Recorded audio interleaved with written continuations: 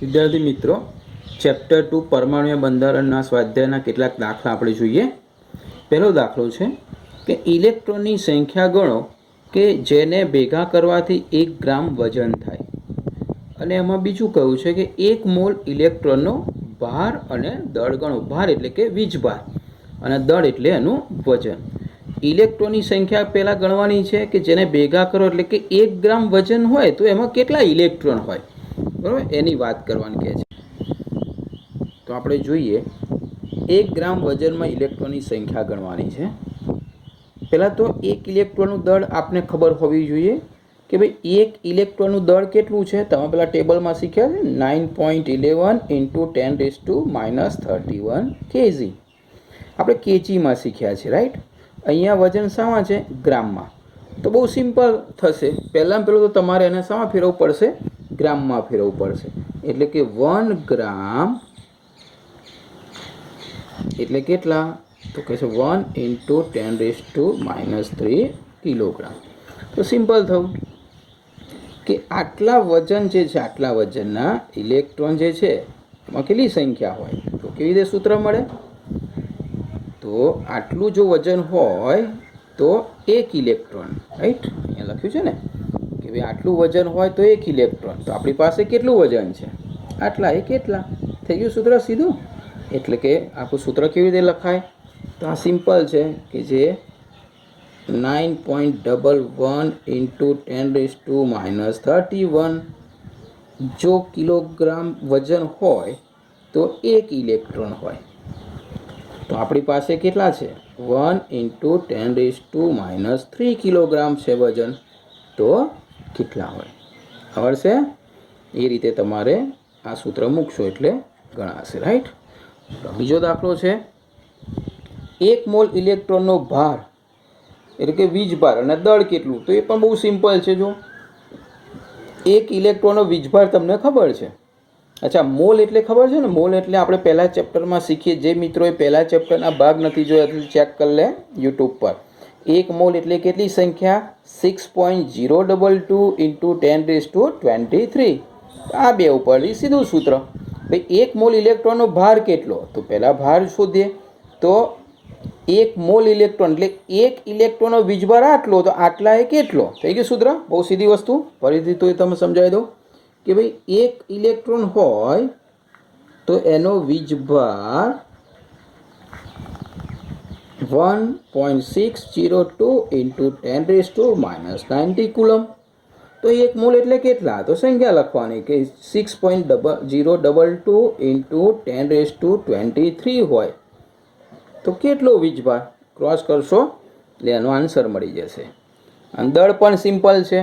1 મોલનું દળ તો અહીંયા તમે સમજી શકો છો કે ભાઈ 1 ઇલેક્ટ્રોનનું દળ આટલા કિલોગ્રામ. તો આટલા ઇલેક્ટ્રોનનું કેટલું? ક્લિયર? ફરીથી 1 ઇલેક્ટ્રોનનું દળ 9.11 × 10⁻31 કિલોગ્રામ. તો 6.022 × 10⁻23 એ કેટલા? તો એ શું મળી જશે તમને? એનું દળ. બરાબર, બહુ સિમ્પલ છે. ટ્રાય કરશો એટલે આવડશે. ચલો, બીજો દાખલો છે મિથેનના 1 મોલમાં રહેલા કુલ ઇલેક્ટ્રોનની સંખ્યા ગણો. આપણે સ્ટેપ બાય સ્ટેપ લઈએ. મિથેનમાં 1 મોલ મિથેન છે. મિથેન એટલે CH4. એમાં કુલ કેટલા ઇલેક્ટ્રોન છે? બરાબર, તો એ જોઈએ. મિથેન એટલે CH4. CH4નો 1 મોલ પૂછેલું છે. 1 મોલ, રાઈટ. 1 મોલ એટલે કેટલી સંખ્યા? 6.022 × 10⁻23. બરાબર, એટલી સંખ્યા થઈ. હવે આપણે પહેલાં તો એક અણુની વાત કરીએ કે ભાઈ એક અણુ હોય CH4, એક અણુ, રાઈટ. તો એમાં કેટલા ઇલેક્ટ્રોન છે ચેક કરીએ ને આપણે. કાર્બન, તો કે તમને ખબર છે કે કાર્બન જે છે એ CH4નું આખું લખીએ તો C6, રાઈટ. અને એમાં H કેટલા છે? 4 છે, પણ Hનો 1 સિમ્બોલ તરીકે આપણે લખ્યા, તમને યાદ હશે આ રીતે, રાઈટ. તો કાર્બનમાં 6 ઇલેક્ટ્રોન અને હાઇડ્રોજનમાં 1, એવા 4. એટલે 6 ને 4 10 ઇલેક્ટ્રોન થયા. હા, એક CH4 અણુ લઈએ આપણે તો એમાં કેટલા ઇલેક્ટ્રોન થયા? 10 ઇલેક્ટ્રોન. તો આપણે કેટલા લેવાના? 1 મોલ એટલે કેટલા? આટલા. એ કેટલા? થઈ ગયો પ્રશ્ન. એક હોય એક અણુ તો કેટલા ઇલેક્ટ્રોન? 10 ઇલેક્ટ્રોન. તો 6.022 ગુણ્યા 10⁻23 એ કેટલા? તો આના ગુણ્યા 10 કરવાના એટલે સીધો જવાબ કેટલો આવશે? 6.022 × 10⁻24 એટલે તમારે આન્સર આવી જશે. રાઈટ, એ સિમ્પલ છે. બીજો દાખલો જુઓ. એમાં 14C કાર્બનના 3 સંસ્થાનિકો જોયા હતા ને આપણે, 12C, 13C અને 14C પહેલા ચેપ્ટરમાં આવતું હતું. તો 14C 7 મિલીગ્રામ વજન છે. એમાં કુલ ન્યુટ્રોનની સંખ્યા શોધો અને કુલ ન્યુટ્રોનનું દળ શોધો. બરાબર, એમાં ન્યુટ્રોનનું દળ આપેલું છે, ના આપેલું હોય તો તમને ખબર છે, ટેબલમાંથી તમે શીખ્યા છો. બરાબર, બહુ સિમ્પલ દાખલો છે. જો 14C ના કેટલા ગ્રામ છે? 7 મિલીગ્રામ. 7 મિલીગ્રામને આપણે ગ્રામમાં ફેરવે તો 7 × 10⁻³ ગ્રામ થઈ જશે. કે એમાં કુલ ન્યુટ્રોન શોધવાના છે ને પછી કુલ ન્યુટ્રોનનું દળ. હવે આ જે 14C છે, 14C એનો Cનો ઝેડ કેટલો છે? 6. એટલે કે 6 ઝેડ છે. તો આમાં પહેલાં તો એક પરમાણુ હોય તો એમાં ન્યુટ્રોન કેટલા એ શોધીશું ને. તો જે ન્યુટ્રોન છે એ ન્યુટ્રોનની સંખ્યા આપણે કેવી રીતે શોધીએ છીએ તો તમને ખબર છે. તો A - Z, રાઈટ. તો એ કેટલા છે? 14. 14 - 6 એટલે 8. પહેલાં તો એ શોધીએ આપણે કે ભાઈ આ એક પરમાણુ હોય, એક પરમાણુ તેમાં ન્યુટ્રોન કેટલા છે? 8. તો આપણે આમાં સંખ્યા ગણીએ કે ભાઈ 7 × 10⁻³ ગ્રામ હોય તો કેટલા પરમાણુ હોય? તો પરમાણુની સંખ્યા માટે તમને ખબર હશે એ સૂત્ર છે આપણે કે પરમાણુમાં પહેલાં મોલ શોધવા પડશે. આપણે પહેલું ચેપ્ટર શીખેલું હશે એમને આવડશે. હા, મોલ બરાબર વજન ભાગ્યા આણ્વીય દળ, પણ એ પરમાણુ છે એટલે અહીંયા આવશે પરમાણુય દળ. ચલો, વજન કેટલું છે? તો અહીંયા આપેલું છે 7 × 10⁻³ ગ્રામ અને પરમાણુય દળ કેટલું થયું? 14. એટલે તમારે આ કેટલા આવશે? 7 નું 14 નહીં ગણો તો તમે અત્યારે ચાલશે. આ મોલ સંખ્યા થઈ એવું માની લો કે આ કેટલા થયા? મોલ. હવે મોલમાંથી સંખ્યામાં રૂપાંતર કરવું હોય તો શું કરવાનું? તો 7 × 10⁻³ આ મોલ થયા અને એને તમે 6.0 × 10⁻23 વડે ગુણી નાખો એટલે આ તમને સંખ્યા મળી ગઈ ડાયરેક્ટ, સીધું જ. બરાબર, તમે પહેલા ચેપ્ટરમાં શીખશો આ અને શીખ્યા હશો જેને જોયું હશે અને કે ભાઈ મોલમાંથી સંખ્યા કેવી રીતે મળે. આપણે ટ્રાયેંગલ દોર્યો તો આ વજન ભાગ્યા પરમાણુય દળ એટલે મોલ મળ્યા અને મોલને એને વડે ગુણ્યા એટલે શું મળી ગઈ? સંખ્યા મળી ગઈ. રાઈટ. તો આટલી સંખ્યા છે કોની? આ જે સંખ્યા મળી કોની મળી? હા, 14Cની સંખ્યા મળી. તો 14Cની આટલી સંખ્યા છે. તો એક પરમાણુ હોય તો કેટલા ન્યુટ્રોન હતા? જુઓ, 8. તો આટલી સંખ્યા છે તો કુલ કેટલા ન્યુટ્રોન હોય? તો સીધી વસ્તુ એને કેટલા વડે ગુણી નાખો? 8 વડે. બરાબર, ફરીથી આ એક 14C હોય તો 8 ન્યુટ્રોન આપણે ગણ્યા, તો એની આટલી સંખ્યા થઈ, એને 8 વડે ગુણી નાખો એટલે એટલા ન્યુટ્રોન થયા. અને હવે દળ, તો દળ તો બહુ સિમ્પલ છે, તમને આપેલું છે અંદર કે ભાઈ એક ન્યુટ્રોનનું દળ આટલું, એટલે તમે મૂકશો કે ભાઈ એક ન્યુટ્રોન હોય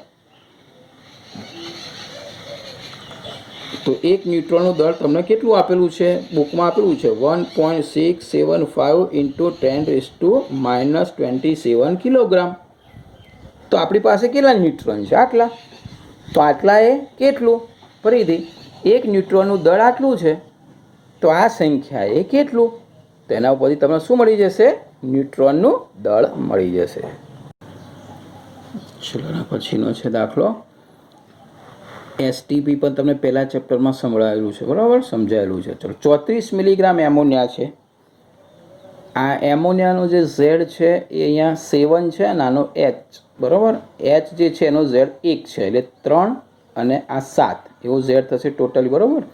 હવે આમાં કુલ પ્રોટોનની સંખ્યા હું ઝેડ એટલા માટે ગણાવું છું કે કુલ પ્રોટોનની સંખ્યા એક અણુમાં કેટલી અહીંયા આવશે? તો Nના ઝેડ 7 છે એટલે 7 પ્રોટોન અને Hનો ઝેડ 1 એટલે એવા 3 એટલે 7 ને 3 10 પ્રોટોન થશે. આમાં કેટલા થશે? જે આપણે CH4માં ગણ્યા ને મિથેનની અંદર ગણ્યા કેવા ઇલેક્ટ્રોન, મિથેનમાં આપણે ગણ્યા 10 ઇલેક્ટ્રોન, એવી રીતે અહીંયા પ્રોટોન કેટલા થશે 10. તો કુલ પ્રોટોનની સંખ્યા અને કુલ પ્રોટોનનું દળ ગણો. ઉપરના જેવો સેમ દાખલો તમારે ગણવાનો છે, રાઈટ. 34 મિલીગ્રામને શામાં ફેરવશો? જેવી રીતે આ મિલીગ્રામને આપણે ગ્રામમાં ફેરવ્યા એવી રીતે આને ગ્રામમાં ફેરવશો. ગ્રામમાં ફેરવ્યા પછી મોલ શોધશો. મોલનું સૂત્ર કયું હતું? વજન ભાગ્યા આણ્વીય દળ. અહીંયા અણુ દળ આવશે. અણુ દળ કેટલું થાય? આનું 14 ને 3 17. એટલે એ જે આવે મિલીગ્રામમાં ફેરવાય એને 17 વડે ભાગીશું, એ તમને મોલ મળશે. એને ગુણશો 6.022 ગુણ્યા 10⁻23, એટલે તમને સંખ્યા મળી ગઈ. પછી તમે લખશો એક અણુમાં 10 પ્રોટોન, તો એ સંખ્યામાં કેટલા, અને પછી દળ ગણશો કે ભાઈ એક પ્રોટોનનું દળ આટલું, તો એ જેટલી પ્રોટોન આવે એ પ્રોટોનનું કેટલું દળ. બરાબર, જાતે પ્રયત્ન કરશો એટલે આવડશે. આગળનો પ્રશ્ન છે, નીચેના કેન્દ્રોમાં કેટલા ન્યુટ્રોન અને પ્રોટોન રહેલા છે? તો તમને આપેલું છે 13, C6, 16, O18. તમે આવડે છે, શીખી ગયા છો, બરાબર. એટલે એ ગણાવતો નથી, બહુ સિમ્પલ છે. તમે ન્યુટ્રોન ગણવાના અને પ્રોટોન ગણવાના સૂત્ર પ્રમાણે તમને આવડશે. અચ્છા, એના પછીના પ્રશ્નમાં તમને Z આપેલા છે જુઓ, અને A એટલે કે એનું દળ આપેલું છે. તો પરમાણુય ક્રમાંક અને પરમાણુય દળાંક ઉપરથી તમારે એની સંજ્ઞા શોધવાની છે કે ભાઈ એ પરમાણુના આધારે સંપૂર્ણ સંજ્ઞા લખો. તો Z17 1 થી 30 તો તમને આવડતા જ જોઈએ, એટલે 17 અને 4 આવડશે. પણ તમને એવું થાય સાહેબ Z92 ક્યાંથી લાવવાનો? તો તમારે આ જે બુક છે ને એમાં પેજ નંબર 233 ઉપર તમને જો પરમાણુય દળ ને મોલર દળ આપેલા છે, રાઈટ. અહીંયા બધાના નામ લખ્યા છે, સામે પરમાણુય ક્રમાંક લખેલા છે અને એનું મોલર દળ લખ્યું છે. આમાં મિત્રો એ વસ્તુ ખાસ ધ્યાન રાખજો. જો સંજ્ઞા દરેકને, ધારો કે બીજા નંબરમાં એલ્યુમિનિયમ છે, રાઈટ. તો Al છે જેનો પરમાણુય ક્રમાંક 13 છે અને એનું વજન કેટલું છે 26.98, પણ આપણે જનરલી 27 લઈએ છીએ. પણ તમે એ ચેક કરજો કે પરમાણુય દળ બધા જ પૂર્ણાંકમાં હોય. જુઓ, કારણ કે એમાં ઇલેક્ટ્રોન પ્રોટોન અપૂર્ણાંક નથી હોતા, પણ પરમાણુય દળ એવું નથી કે એ પૂર્ણાંક જ હોય. જો જરૂર નથી, કેટલાક પૂર્ણાંક હોઈ શકે, કેટલાક અપૂર્ણાંક હોઈ શકે. એટલે કે પરમાણુય દળ જે છે કે મોલર દળ જેને કહેવાય એ અપૂર્ણાંક હોઈ શકે, પણ પરમાણુય ક્રમાંક ક્યારે અપૂર્ણાંક હોઈ શકે નહીં. તો આમાં તમારે 92 જે છે પરમાણુય ક્રમાંક એ શોધવાનો. એ શોધ્યા પછી એની સામે તમારે કયું તત્વ છે એ ચેક કરવાનું, રાઈટ. અને એના ઉપરથી તમને આ બીજા નંબરનો મળશે, એટલે એની સંજ્ઞાને ત્યાંથી તમને મળશે. ચલો, એના પછીના દાખલા જેટલા આવડતા હશે એટલે હું તમને ખાલી સમજાવી દઈશ, એ પ્રમાણે તમારે ગણવાના છે. હા, ચલો. સોડિયમ લેમ્પમાંથી ઉત્સર્જિત થતો પીળો પ્રકાશ કેટલી તરંગ લંબાઈ ધરાવે છે? એ તરંગ લંબાઈ તમને આપી છે 580 નેનોમીટર, રાઈટ. હવે તરંગ લંબાઈ જનરલી આપણે શામાં લઈએ છીએ? મીટરમાં. તો એને મીટરમાં ફેરવી દેશું એટલે 5.80 × 10⁻⁻7 મીટર થઈ જશે. હવે પીળા પ્રકાશની આવૃત્તિ અને તરંગ સંખ્યા ન્યૂ કેટલી હશે? તો તમને ખબર છે, બંનેના સૂત્ર આવડે છે. આવૃત્તિનું સૂત્ર ન્યૂ બરાબર C/λ, રાઈટ. તો લેમડા જે છે એ મીટરમાં તરંગ લંબાઈ લખશો. C પ્રકાશનો વેગ છે એ મોડે આવડવો જોઈએ તમને, 3 × 10⁸ મીટર પ્રતિ સેકન્ડ. એટલે આ આવૃત્તિ શોધાશે, તમને એની પહેલી આવૃત્તિ મળશે. બીજા નંબરમાં તરંગ સંખ્યા. તરંગ સંખ્યા એટલે તમને ખબર છે ન્યૂ બાર બરાબર 1/λ. તો આ જે છે એને છેદમાં મૂકશો તમે અને પછી સાદું રૂપ આપશો એટલે તમને મળશે આવૃત્તિ, રાઈટ. ચલો, એના પછીનો કહું છે દરેક ફોટોની ઉર્જા ગણો. હવે ફોટોની ઉર્જા માટેનું સૂત્ર તો તમને ખબર છે ને, E = hν. તો કયા કયા ફોટોન આપેલા છે ચેક કરીએ. 3 × 10⁻15 હર્ટ્ઝ આવૃત્તિ આપેલી છે. આવૃત્તિને અનુરૂપ પ્રકાશ આપે છે, તો એની ઉર્જા ગણો. તો E = hν, h પ્લાન્ક અચળાંક, તમને એની વેલ્યુ ખબર છે. આ ન્યૂ આપેલી છે, તો એનો મતલબ h × ન્યૂ, એટલે તમને ફોટોની ઉર્જા મળશે. અચ્છા, બીજી શું આપેલી છે? તમને તરંગ લંબાઈ આપેલી છે. તરંગ લંબાઈ કેટલી છે? 0.50 એંગસ્ટ્રોમ. એને તમારે શામાં ફેરવવાની છે? એંગસ્ટ્રોમમાંથી તમારે એને ફેરવવાની છે મીટરની અંદર. અને એના માટે કયું સૂત્ર વાપરશો તમે? E = hc/λ. ક્લિયર છે ને? કારણ કે ન્યૂની જગ્યાએ શું લખાય? C/λ. ન્યૂ બરાબર C/λ. તો E = hν હતું ને, તો ન્યૂની જગ્યાએ C/λ. અને લેમડા છે આ એંગસ્ટ્રોમમાં તરંગ લંબાઈ આપેલી છે, માટે આ સૂત્ર વાપરીશું. અને c પ્રકાશનો વેગ, એટલે એ પણ તમને આવડશે, રાઈટ. એના પછીનો છે તરંગ જેનો આવર્ત સમય 2 × 10⁻10 સેકન્ડ છે, તો તેની તરંગ લંબાઈ, આવૃત્તિ અને તરંગ સંખ્યા ગણો. મિત્રો, જે આવર્ત સમય એનું સૂત્ર અહીંયા આવું છે. જો આવૃત્તિ ન્યૂ બરાબર 1/, આવર્ત સમય t, જેને આવર્તકાળ પણ કહેવામાં આવે છે, રાઈટ. તો તમારે આવૃત્તિ શોધવા માટે એ આવર્ત સમય જે આપેલો છે ને એને છેદમાં મૂકી દો, એટલે સેકન્ડ ઇનવર્સ ઉપર જે આન્સર આવશે એ એની શું થશે? આવૃત્તિ. અને આવૃત્તિ ઉપરથી તમને પછી એની તરંગ લંબાઈ શોધતા આવડે અને આવર્ત સંખ્યા પણ, એટલે કે તરંગ સંખ્યા પણ શોધતા આવડશે, બરાબર. અને 3 સૂત્ર તમને આવડે છે, એની કિંમત મૂકી દેશો એટલે તમને એનો આન્સર આવશે. એક પ્રકાશ જેની તરંગ લંબાઈ 4000 પિકોમીટર છે અને 1 જૂલ ઉર્જા પૂરી પાડે છે, તો આ પ્રકાશના ફોટોનની સંખ્યા ગણવાની છે. તમને ખબર છે, બહુ સિમ્પલ છે કે તરંગ લંબાઈ જે આપી છે શામાં કયા એકમમાં આપી છે? 4000 પિકોમીટર. આપણે એને શામાં ફેરવીશું? મીટરની અંદર, બરાબર. એટલે એને મીટરમાં ફેરવી દીધી. હવે એનર્જી પણ આપેલી છે. એનર્જી કેટલી છે? 1 જૂલ, રાઈટ. તો એનર્જી 1 જૂલ છે, આ બંને આપેલું છે. તો સૂત્ર તો તમને ખબર છે, ફોટોન E=hc/λ. આમાં આપણે એવું શીખ્યા હતા, ખબર છે કે ભાઈ એન હોય તો આગળ અહીંયા એન લગાડતા હતા, એટલે કે 1 મોલ ફોટોન હોય તો 1 મોલ ફોટોનની એનર્જી બરાબર NhC. તો આ 1 મોલ ફોટોન હોય ત્યારે પણ આ સંખ્યા આપણને ખબર નથી, એ શોધવાની છે. તો આ ખબર છે, આ કેટલા છે? 1 જૂલ, એટલે અહીંયા લખીશું 1 જૂલ. અચ્છા, એન આપણને ખબર નથી, એ સંખ્યા શોધવાની છે. એચ ખબર છે, સી ખબર છે, લેમડા ખબર છે. તો આને સૂત્ર કરતાં બનાવી દો તો તરત એની સંખ્યા મળી જશે. તો એન બરાબર શું થશે? તો અહીંયા એનર્જી એટલે 1 જૂલ આપેલી જ છે, એની જોડે લેમડા જશે, નીચે HC થશે, રાઈટ. તો આના ઉપરથી તમને એની સંખ્યા મળી જશે. ચલો, આના પછીનો જે દાખલો છે 4 × 10⁻7 મીટર તરંગ લંબાઈ ધરાવતો ફોટોન એક ધાતુની સપાટીને અથડાય છે. તો ધાતુનું કાર્યવિધિ આપેલું છે, રાઈટ. અને ગણતરી કરવાની છે. એક ફોટોની ઉર્જા શોધો, એક ઉત્સર્જનની ગતિ ઉર્જા શોધો અને એક ફોટોનનો ઇલેક્ટ્રોનનો વેગ શોધો. બહુ સિમ્પલ દાખલો છે. તમને કેટલી વસ્તુ આપેલી છે અહીંયા?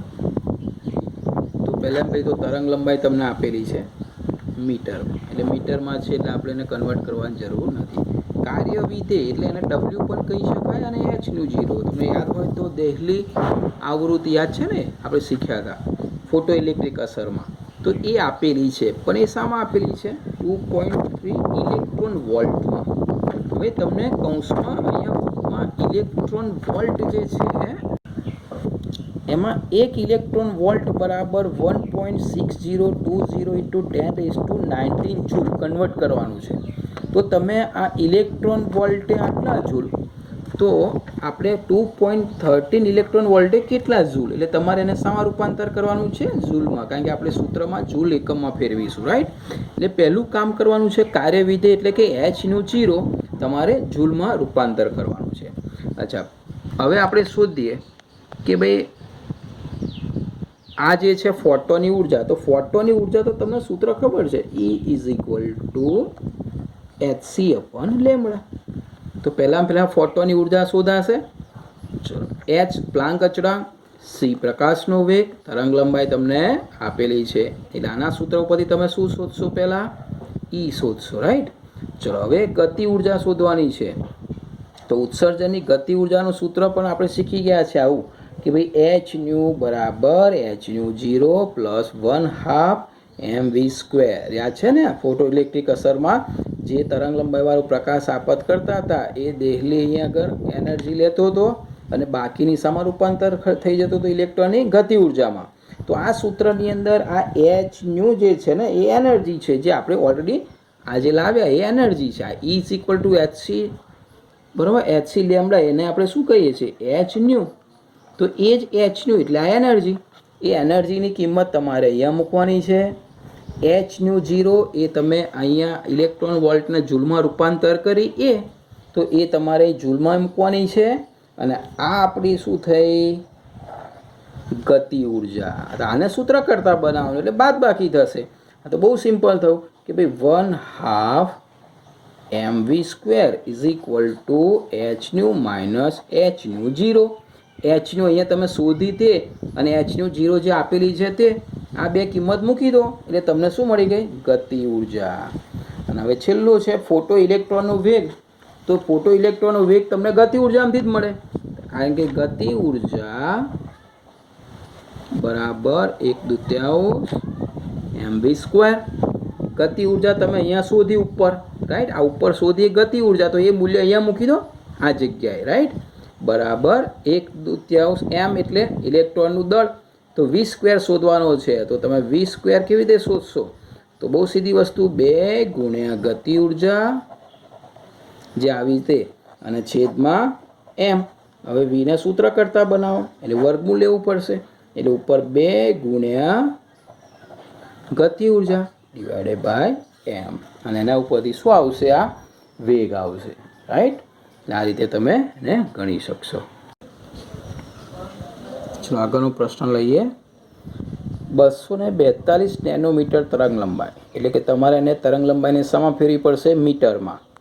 ચલો ત્યાર પછી વિદ્યુત ચુંબકીય સોડિયમ પરમાણુના આયનીકરણ માટે પૂરતું છે. તો સોડિયમની આયનીકરણ ઉર્જા કિલો જૂલ પ્રતિ મોલમાં ગણો. બહુ સિમ્પલ છે.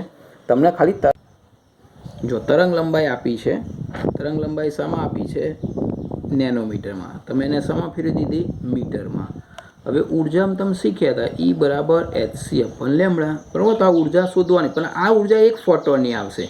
તમને કિલો જૂલ પ્રતિ મોલમાં કહ્યું છે કે તમારે શું કરવું પડશે?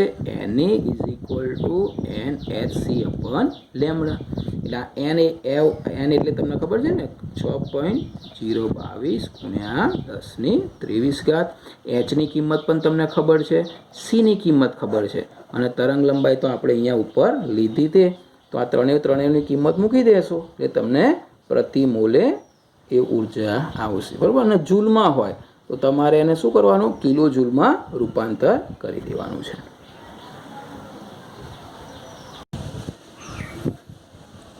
ત્યાર પછી 2.11 25 વોટનો એક બલ્બ એક વર્ણી પીળો પ્રકાશ ઉત્સર્જિત કરે છે, જેની તરંગ લંબાઈ તમને આપેલી છે 0.57. તો પ્રત્યેક સેકન્ડે ઉત્સર્જિત થતા ક્વોન્ટમનો દર શોધવાનો છે, રાઈટ? તો જો સૌથી પહેલાં તમારે શું કરવું પડશે? વોટ જે છે એને શામાં ફેરવવા પડશે? Joule second. 25 what is equal two 25 joule second inverse. અને તરંગ લંબાઈ છે માઇક્રોમીટરમાં, એને તમારે શામાં ફેરવવી પડશે? મીટરમાં. ઓકે. ત્યારબાદ કોયડો 2.7 જે છે ઉદાહરણમાં આપણે આવો એક દાખલો ગણાયો તો તમને કે 100 વોટનો ગોળો 400 નેનોમીટર તરંગ લંબાઈવાળા પ્રકાશ ઉત્સર્જન કરે તો ફોટોની સંખ્યા ગણો. એ રીતનો સેમ દાખલો છે. તમને વોટ આપેલા છે અને અહીંયા નેનોમીટરમાં આપી છે, આપણા દાખલામાં માઇક્રોમીટરમાં આપેલી છે, ખાલી એટલો જ ફરક છે, રાઈટ? એટલે 2.7ની જેમ ગણશો એટલે તમને એનો આન્સર આવડશે. 2.12 એક ધાતુ સપાટીને 6800 એંગસ્ટ્રોમની તરંગ લંબાઈવાળા વિકિરણ સામે ખુલ્લી મૂકવામાં આવે ત્યારે 0 વેગથી ઇલેક્ટ્રોન ઉત્સર્જિત થાય છે. એટલે ગતિ ઉર્જા નથી બતાડી આમાં. તો ધાતુની દેહલી આવૃત્તિ અને કાર્ય વિધેય ગણો, રાઈટ? તો ચલો તરંગ લંબાઈ શામાં આપી છે? એંગસ્ટ્રોમમાં. શામાં ફેરવી દેશો? એને મીટરમાં ફેરવી દીધી, રાઈટ? કાર્ય